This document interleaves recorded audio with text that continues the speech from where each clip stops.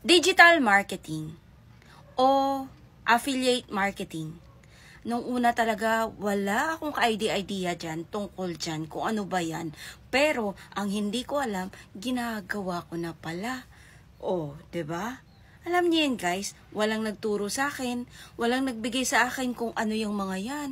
Basta walang nagturo sa akin kung paano siya gawin. Pero ginagawa ko na pala. Hindi ko alam kung ano nangyari sa akin, ba't ginagawa ko na yung mga to? So, eto ngayon guys. Dahil dito ako nagtatrabaho, at nagustuhan ko, dahil kumikita ako, kaya nagustuhan ko. Tapos, marami pa akong mga free na gamit. I mean, hindi naman free yon kasi kailangan ko pagtrabahuan kapag pinadalhan nila ako ng produkto. So, ito ngayon guys. Ito yung sasabihin ko sa inyo. Tips ko para sa inyo. Para sa mga affiliate na kagaya ko, ay malalaman nyo rin to. Pero hindi ko naman alam kung ako lang ba ang nakaka-receive ng ganito. Ito ngayon guys. Umabot ng 1.9 million views yung aking video na yon.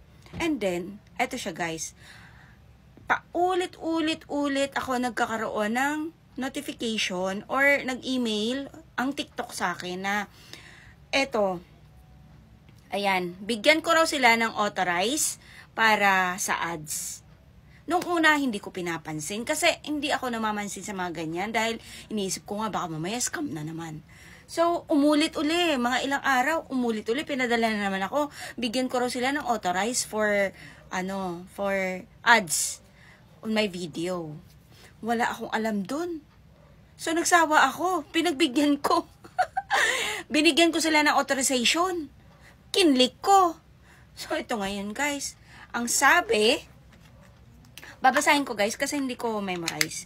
Ang sabi, eto ha, nung nabigyan ko na ng authorize, ang sabi dito, ayan, this video is only shown in ads and isn't visible to the public on your profile page. Isipin mo yun, video ko yun, tapos hindi makikita dun sa, dito, sa dito, sa page ko. Hindi siya makikita. So, ayan, may na-realize ako, may naisip ako, kasi nga, lagi akong, ad authorization, yan ang nakasulat, is using your video in their ad. O, diba? Yung seller,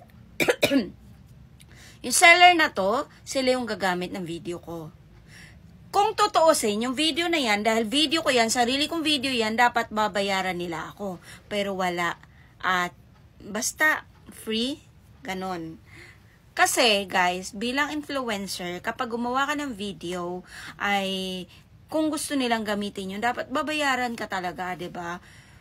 Yan ang pagkakaalam ko ha. Pero dahil ako ay kulang nga sa kaalaman, so binigyan ko sila ng authorize. Pero itong video na ito ay kumita na rin talaga ako ng malaki sa video na to. Umabot siya ng 1.9 million views. Kumita naman na ako dito. And then, siguro kulang pa sa kanila yun kasi nagpasok ako ng malaking pera sa kanila. Daan-daang libo talaga yung pinasok ko sa kanila.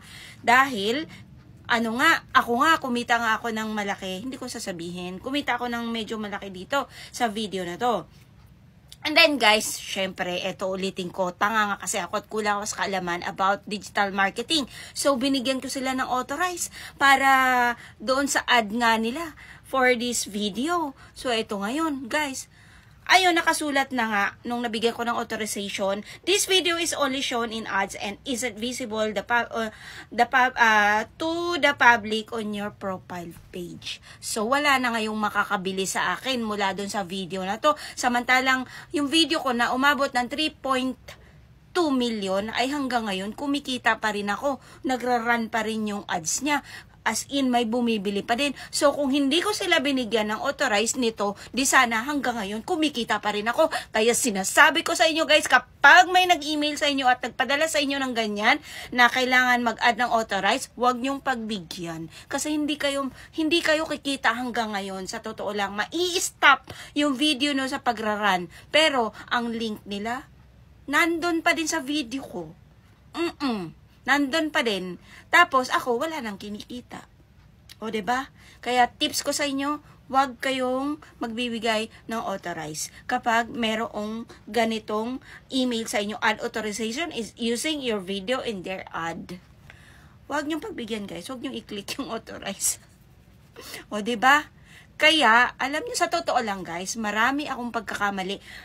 Pero, na-excite ako sa pagkakaroon ko ng mga pagkakamali kasi doon ako natututo. Sa totoo lang, yung lahat ng pagkakamali natin, yun yung exciting eh. Kasi doon tayo matututo. Kasi kapag natuto na tayo, parang, ano na siya, parang hindi na ako na-excite. Kaya kailangan kong magkamali ulit. Sa pagkakamali ko na to, kailangan ko ulit na magkamali ulit.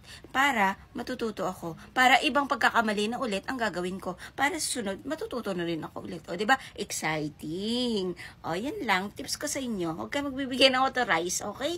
Bye.